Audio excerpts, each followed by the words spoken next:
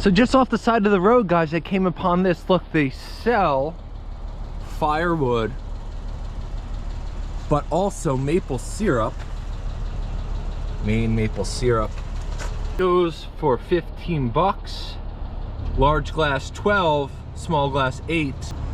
And it appears that they have a like a train house. Look at this thing. I don't know if this is their home, but it's incredible. Huh. I think it's a house. Super unique. Just show you guys really quickly.